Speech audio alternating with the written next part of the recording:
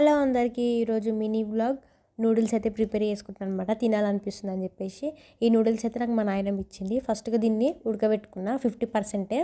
So మనం oil వేసి ఏంటంటే నూడిల్స్ అనేది అతుక్కోదనమాట. సో ఏం ఇంగ్రీడియంట్స్ లేవు కాబట్టి ఒకసారి మెంతం కూరతో ట్రై చేద్దామని చెప్పేసి మెంతం కూర ఆకు, 2 ఎగ్స్, పచ్చిమిర్చి, కొత్తిమీర, కరివేపాకు తీసుకున్నాం. ఒక ప్యాన్లో ఆయిల్ వేసి దాని తర్వాత పచ్చిమిర్చి, ఆనియన్స్, మెంతం కూర, కరివేపాకు వేసి ఫ్రై చేసుకోవాలి.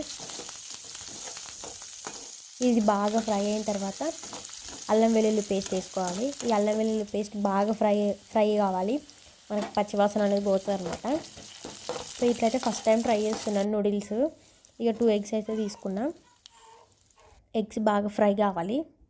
ఎగ్స్ బాగా ఫ్రై అయిన తర్వాత మనం ఉడకబెట్టుకున్న 50% నూడిల్స్ ఉంటుంది కదా, సో దాన్ని వేసి మనం బాగా కలుపుకోవాలి. కలుపుకున్న తర్వాత ఒక 5 minutes తర్వాత మనకు కావాల్సినవి కారం, ఉప్పు, ధనియా, గరం మసాలా, లేదంటే నూడిల్స్ మసాలా, ఇంకా మీరు ఇంకేమైనా మసాలాలు యాడ్ చేసుకుంటే యాడ్ చేసుకోవచ్చు.